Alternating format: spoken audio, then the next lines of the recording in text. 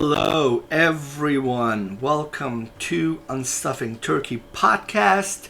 Today is Wednesday, April 13th, 2022. It's a little past 9 p.m. It's 9:08 or 21:08 for those that keep military time. I'm actually one of those people. It drives my friends crazy. Anyways, long story short, let's go ahead and dive into today's headlines in some publications, not obviously not all, so that's impossible to do. This is the Epoch Times. I am actually a paid subscriber to Epoch Times, and when you are a paid subscriber, you get all of Epoch Times, not just US, but the all editions. And one of the editions is the Turkish edition. And you're not going to, come across stuff like this. You really have to dig around to get it if you live in Turkey, because social media and just internet alone is censored very heavily. But here is a story or a article about the new IDs that are going to be in use in Turkey. As you can see here in the photo. See these gold areas? You might have seen them before, these chips. You might have seen them in the past on your credit cards before we had, gosh, the name of the technology escapes me at the moment. But if you have had debit or credit cards in the past, you have definitely seen these chips. What Turkey is doing is they're going to issue IDs which have those chips. And I don't want to, jinx it, but here is here we go. Now, Google Translate sucks.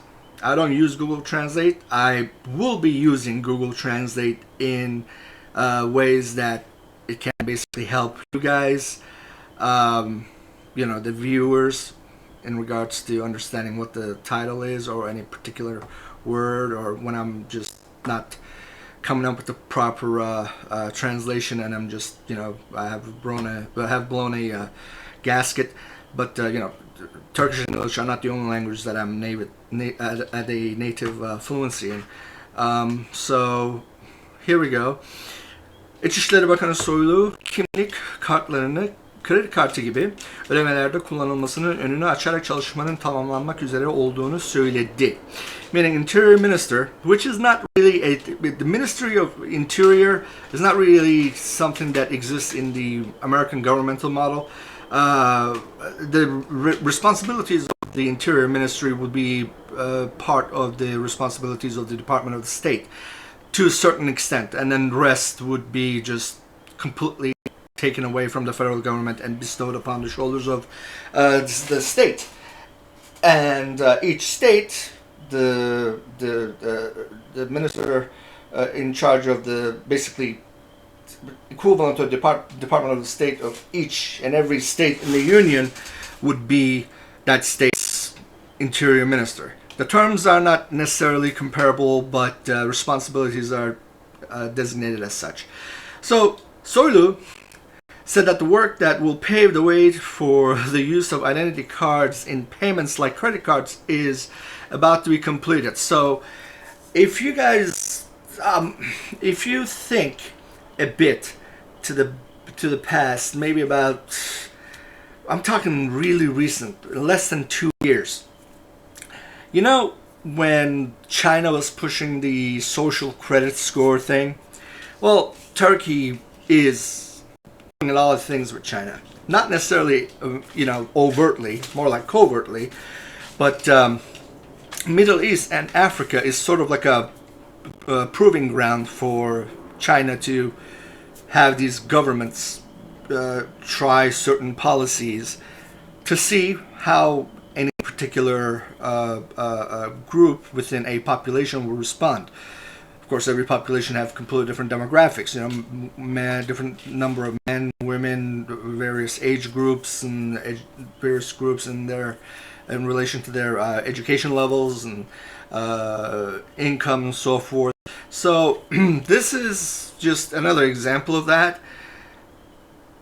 Think of having debt and having that being able to be pulled up every time your ID is checked or scanned or something. Imagine going to a well, I'm talking to Americans for most part, so imagine walking into a governmental facility and, you know, someone says, hey, I need at least one form of ID, and you give them your driver's license, and not only they get your personal information, which is what is expected to have on the driver's license, but because of the chip, your credit score is also there at live, in live readings.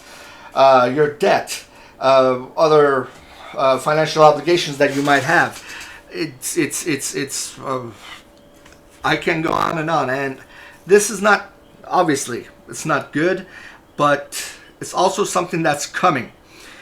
A lot of nations in that geography look up to Turkey for all the wrong reasons.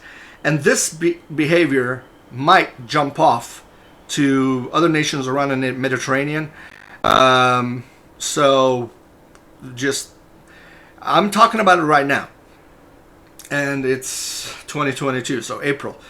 We're at the end of the first quarter of 2022. So let's see where this goes. But let's see. Let me look at the rest of the article here. Bizim arkadaşlarımız yazılım konusunda çok üstüne. Our friends, meaning, you know, their employees. That's a tongue-in-cheek way of speaking in Turkish. I'm not only translating it here, but I'm also, you know, I have to remember the nuances of each language so that nothing gets lost in translation. But basically, he's saying that his employees, not his employees, but people that, you know, work in the ministry, are very good in programming. They believe in them, they trust in them, and he insists that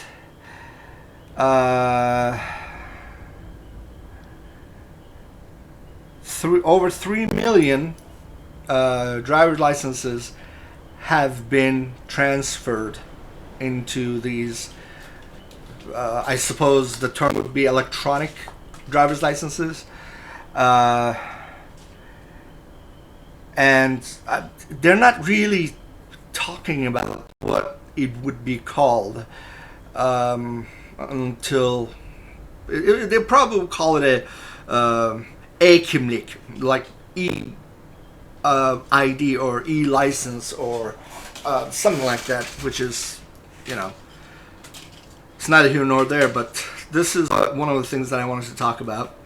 Let's go ahead and close this up. We're still on Epoch Times. Now, okay, this is the Bosphorus, all right? On one side of it is the Asian continent, and on the other side is Europe, or the European continent.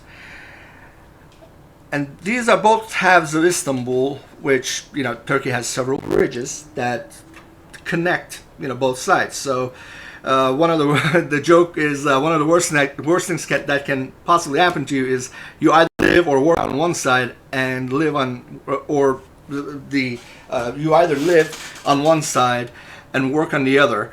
And because if that's the case, you have to just, you know, here are the options.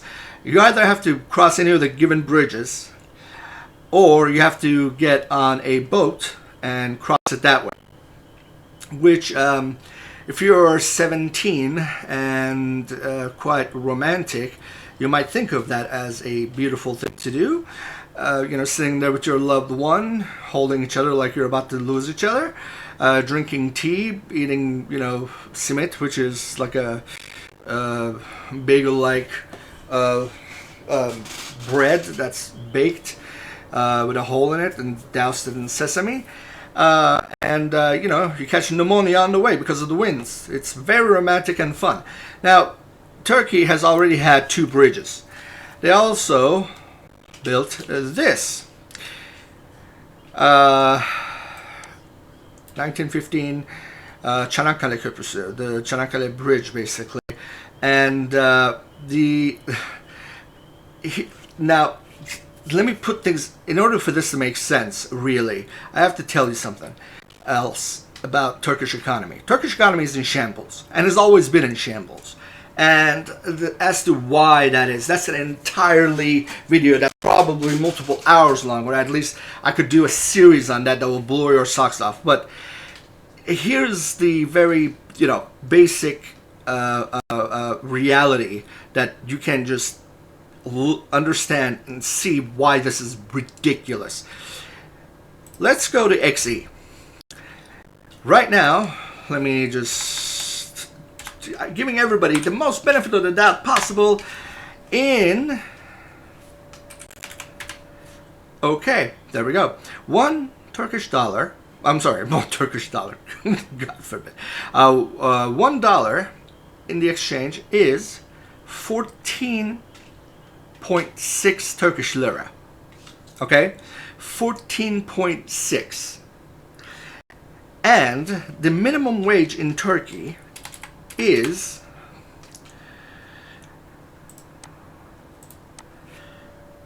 $4,250 a month. This is federally mandated, which is around $290.95 a month. There are people who wait tables that get this. There are architects that get this. And there's a bunch of other professions in the middle that get this. A lot of people in Turkey live on minimum wage, or at least forced to live on minimum wage. Now, if you are making this amount in a month, okay, and someone builds a bridge, the government actually builds a bridge and tells you that to cross it one way, it's going to cost a very tiny fee of 200 lira. Let me put that in further perspective. Remember how much you're making. 200 lira in one way. That's $13.69. So you're living on $290 a month, and it costs you $13.69 to cross it one time. So let's say that you work 30 days a week. No, I'm sorry, no, you're not working 30 days a week. Monday through Friday, that's 5, let's say 20, okay, what was it? Let me make this, why is this so big? All right, now, $13.69. $13.69 times 2, because you gotta go to work and then you gotta go home. $27.38 in tolls a round trip, times 20, because you're just going to work and coming back home. Sorry about that. In a month, that's $547.60 a month out of a monthly salary of $209.96. You see that? This is how much you make in a month, and that's just how much your toll is. Now, keep this in mind, right? So what is the the bridges are very rarely used. They already had 2. Okay? They opened a 3rd one. People already couldn't use the other 2 because of how expensive the fees were. Now, they opened a 3rd one, and they reduced, and this is the part that this article touches. They reduced the number of boats that cross the Bosphorus. 1915 Çanakkale Köprüsü'nün açılmasının ardından Boğaz hattındaki feribot seferlerinin sayısı azaltıldı. Meaning after the 1915 Çanakkale Bridge was opened, the number of ferry services on the Bosphorus line was reduced. Now, you talk to the mayor, and they'll probably say something like, well, this is to just, the demand is not there anymore because of the opening of this third bridge. The thing is, that is a cop-out because people were using the ferries even more because it's just impossible to, it's impossible to drive across these things. People that drive across them are either corporations or the government itself.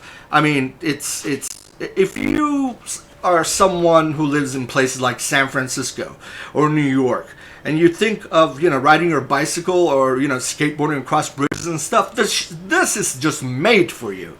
You're gonna have some incredible footage, going across this. But my God, people already can't eat, and that's not something new. But people already couldn't eat for, well, as long as I've known this freaking country, and this just gets worse and worse. It's I'm not going to talk your ear off any further than this, but here's that issue. Alright, we're done with it. Alright, Nordic Monitor. Now, this site is a publication that works out of Sweden. And the reason it does that is because the people behind it are wanted by the Turkish government.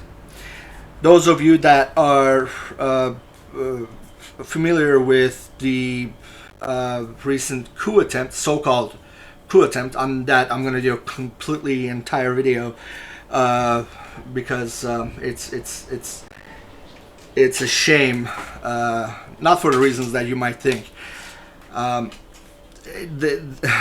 Erdogan administration, that's Erdogan right here, he stated that people that are involved in Nordic Monitor are against the current, Turkish government, and he wants them arrested and so forth. But the thing is, they're in Sweden, and even though Erdogan's administration is doing his best it's best to get a hold of them, Swedish government is not bending, which is great, because I'm not an authority on anything and everything, in the sense that I don't know everything.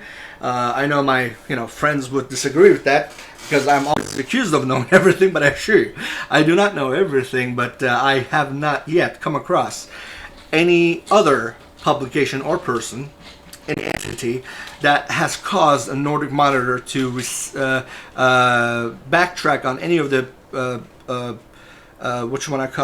stories that has published, or correct it, or issue any sort of correction or rescind it, or never. I've never seen or heard of such a thing. So, but they obviously are, read and viewed by a lot, including the Turkish government itself. Because Turkish government is notorious, especially the Erdogan administration is notorious for tracking anyone and everyone on the planet, no matter what rock they're living under, because he is beyond questioning. He is beyond criticism. He is beyond error. And those of us that are students of history, we've seen more than once as to what such a behavior breeds, and what such a administration, when in power, can cause in the world affairs. So here we are at Nordic Monitor. Let's see, Turkey Downplays, and yeah, I'm gonna shut up about the sidetracking a bit, but one of the cool things about Nordic Monitor is that it's in English, so I don't necessarily need to do any sort of translating here, but yeah, Turkey downplays impact of invasion of Ukraine on trade, refrains from criticizing Russia. There's more to this in the sense that Turkey is a NATO member, even though it's the least NATO member, pro-NATO behaving NATO member there is, because it's part of Turkish political modus operandi to do as little as possible to get involved in things while trying to gain as much as possible from any given situation. Now, this is good if you were capable of trying, not trying, if you're capable of executing such a conduct and pulling it off without everybody else figuring it out. But it's like Turkey's like an 8-year-old child. It'll think that just because nobody's saying anything to it, he or she is getting away with things, but it's just that nobody's taking it seriously. So Turkey downplays impact of invasion of Ukraine. On trade, refrains from criticizing Russia. It doesn't criticize Russia, and it also opens its doors to its oligarchs, saying that, hey, we're open and feel free to come over, despite the fact that it is a NATO member. Let's see, Stockholm. Turkish government has been downplaying the impact of Russian invasion of Ukraine on trade routes and freight transportation, holding back its criticism. Let's see, Ukraine were blocked.